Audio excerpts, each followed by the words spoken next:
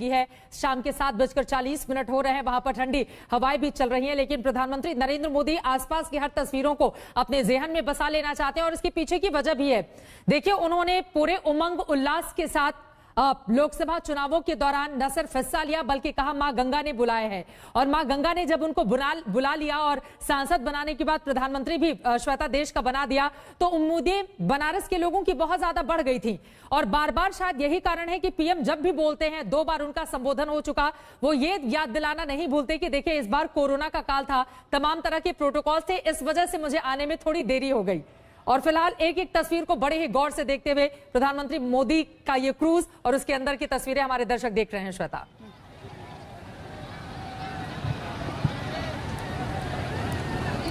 जी हाँ, और यहाँ पर जो लोग भी हैं ना चित्रा, यहाँ पर जो लोग भी हैं उनका भी उत्साह, अभी तक सब इंतजार कर रहे थे, दूर दूर इलाकों में खड़े थे, लेकिन अब उन सबका भी उत्साह यहाँ पर देखिए। कैसा लगा जो अभी यहाँ पर हुआ है? सब बहुत अच्छा लगा, बहुत अच्छा। आगे आइए, आप लोग भी दीप प्रज्वलन में साथ दे रहे हैं? Yes ma'am, yes ma'am. कितने दीप जल गए पूरे में? अरे मैम, अनगिनत दीप जले होंगे, अनलिमिटेड, एकदम अनलिमिटेड।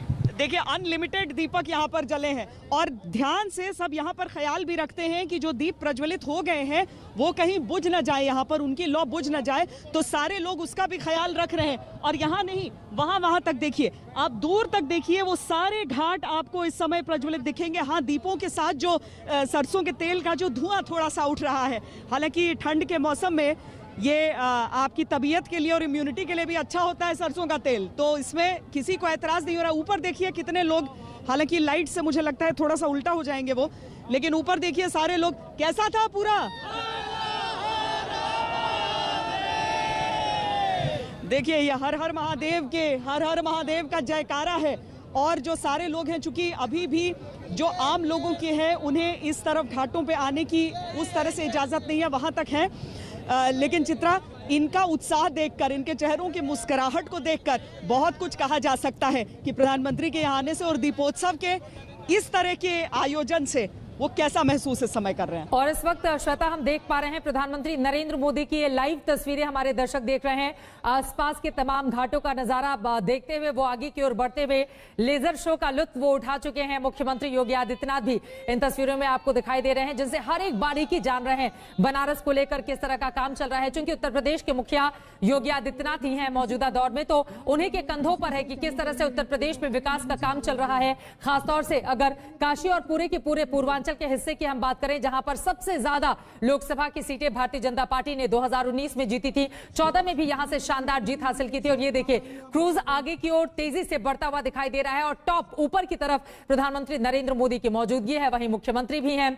अब चारों तरफ किनारे किनारे जो 84 घाट है, वहां पर लोगों की भारी तादाद में मौजूदगी, जो एक झलक पा लेने के लिए। और श्वेता, ये भी बड़ा दिलचस्प होता है, क्रूज हालांकि बहुत दूरी पर होता है, लेकिन जो टॉप एंगल से लोगों की तस्वीरें आपने दिखाई, कई बार हम सब ने देखा है कि कैसे भले ही प्रधानमंत्री नरेंद्र मोदी बहुत दूर रहे, लेकिन अपने मोबाइल कैमरे से लोग फोटो खींचना नहीं भूलते हैं, और खासतौर से सेल्फी, जिसमें पीएम भी नजर आए और लोग भी नजर आए, दूरी चाहे कितनी भी हो।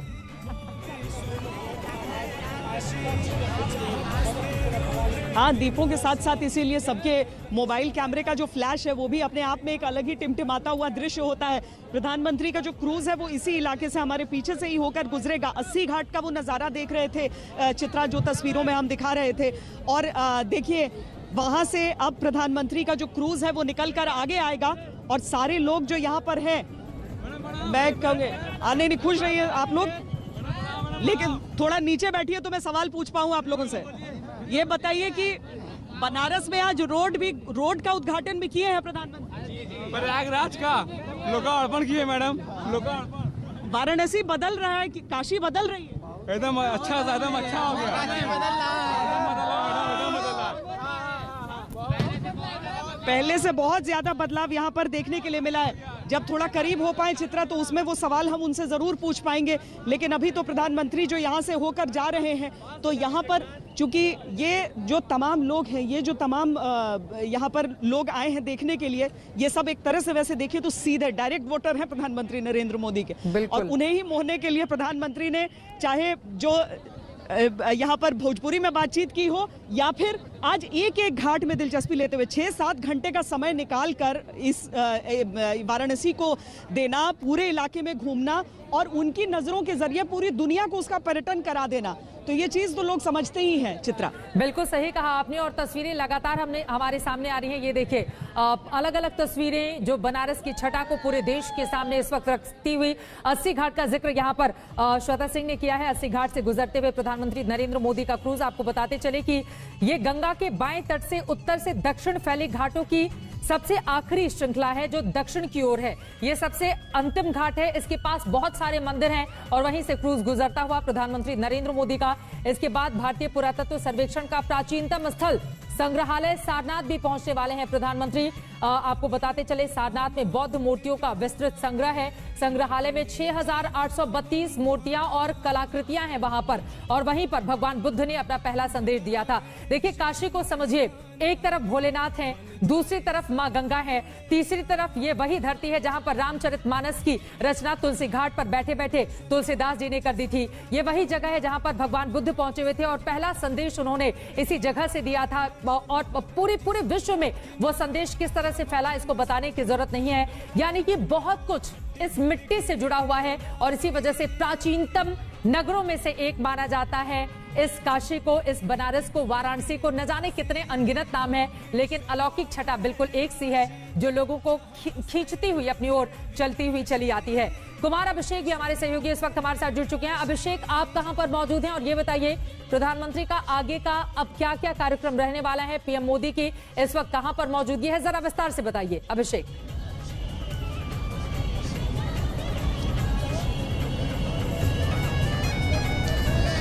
चित्रा, देखिए इस वक्त मैं दशाश्वमेध घाट पर मौजूद हूं। कुछ देर पहले प्रधानमंत्री ने यहां से प्रधानमंत्री क्रॉस किए, लेकिन इस जगह के बाद वो सीधा जो चेत सिंह किला है वहां तक पहुंचे हैं और उसके बाद अब वो रविदास जो घाट है प्रधानमंत्री वहां उतरेंगे।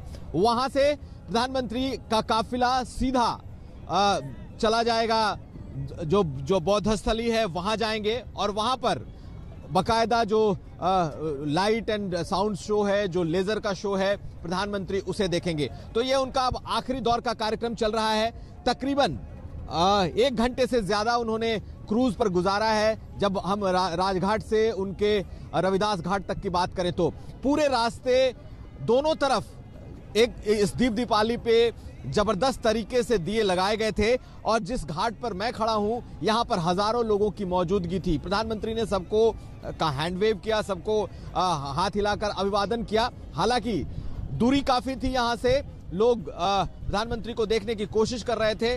दूसरे तरफ जो किनारा है घाट का, जो दूसरा सिरा है, दूसरा किनारा है, उस तरफ सिर्फ और सिर्फ दिए सजे हुए हैं और जिस 15 लाख दिए की बात की गई है, लाखों की तादाद में गंगा के दोनों किनारों पर इस वक्त दीप टिमटिमा रहे हैं। प्रधानमंत्री अपने आखिरी पड़ाव की तरफ बढ़ चले हैं। मुझे लगता है कि जैसे ही ये कार्यक्रम क्रूज का कार्यक्रम खत्म होगा उसके बाद वो सीधा सारनाथ जाएंगे और आप देखिए कि किस तरीके से दीपदान से लेकर और बौद्ध स्थली तक प्रधानमंत्री की यात्रा ढेरों संदेश आज दे रही है। प्रधानमंत्री ने जिस तरीके से किसानों की बात की है, कार्यकर्ताओं से मीटिंग की है, संदेश देने की एक कोशिश की है और जिस तरीके से आज वाराणसी में आध्यात्म और विकास की एक कह सकते हैं कि संगम एक करने की कोशिश हुई है, ये भी आज दिखाई दिया है। चित्रा, बिल्कुल। और इस वक्त तस्वीरें हम देख रहे हैं, प्रधानमंत्री नरेंद्र मोदी पहुंच चुके हैं। मैं चाहूंगी कि एक बार इस जगह पर हमारे जो भी संवाददाता हों उनसे हम संपर्क करें ताकि हमें पता चल पाए कि प्रधानमंत्री नरेंद्र मोदी संत रविदास घाट आश्रम पहुंच चुके हैं। ये तस्वीरें हम आपको दिखा रहे हैं। प्रधानमंत्री नरेंद्र मोदी रविदास घाट आश्रम पहुंच चुके हैं। संत रविदास की मूर्ति पर वो वहां पर माल्यार्पण करेंगे। ये देखिए, ये तस्वीरें आपके सामने हैं। आपको बता दें कि संत रविदास का जन्म इसी वाराणसी नगरी में माघ मास की पूर्णिमा के दिन संवत 1433 में हुआ था और तब से हर साल माघ मास की पूर्णिमा तिथि पर उनकी जयंती भी मनाई जाती है।